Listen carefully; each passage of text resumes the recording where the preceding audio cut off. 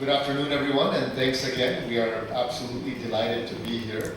And I think I'll just kick off the formal presentation. We'll try to keep it very short so that we leave enough time for a question and answer session with all of you.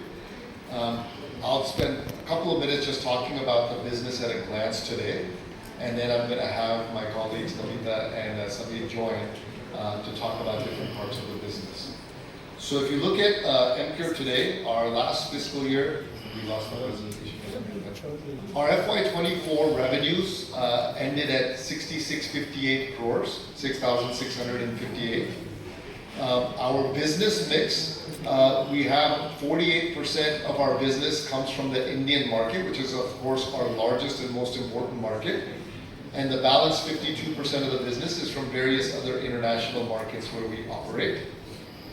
In the Indian market, in fact, we're number one in the Gynac segment, which Satishi also mentioned. We are the 13th largest player overall.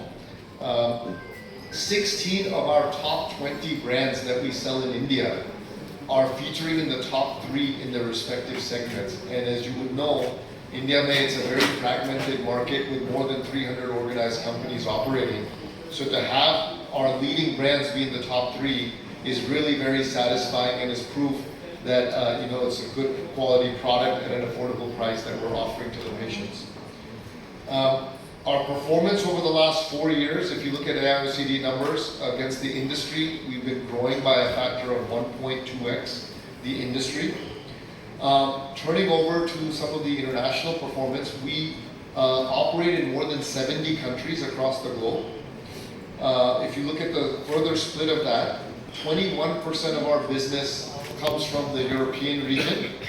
About 14% of the business comes from North America, which is predominantly Canada, where we're very strong. And about 16% of the business is spread across a number of the emerging markets. We have a vast portfolio of more than 877 products that have been launched across.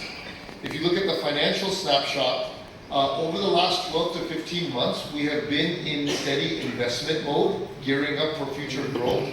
And despite that growth, or investments rather, our EBITDA margins have been very healthy at 19%. And our ROCEs have been at close to 19.5%.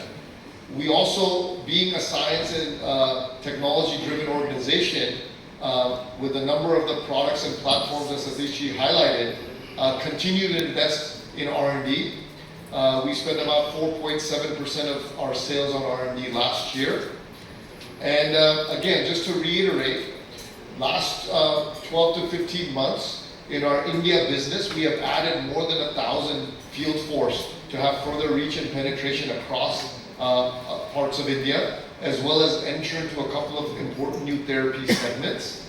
And in addition to that, on the manufacturing side, to gear up for future growth, we have just recently commissioned 4 new facilities over the last 18 months. And so that gives us adequate capacity, as well as more capability in terms of the different dosage forms that we handle, to be able to cater to the needs not only in India, but gearing up for further ramp up in the international markets as well. Next slide, please.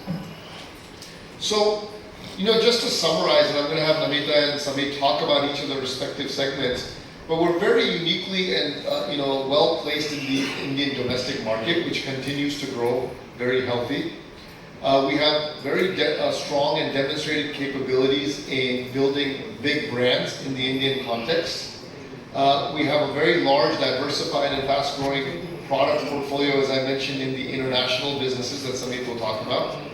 All of that is backed by strong in-house R&D capabilities and strong manufacturing capacities that I mentioned. And finally, we're very proud of the highly qualified and experienced team, as well as our board of directors that is driving the operations of the company, and while trying to retain that entrepreneurial mindset that has really helped us succeed over the last 4 decades. So with that, I will request Namita to join and present a little bit on the India business, followed by Samir. Thanks.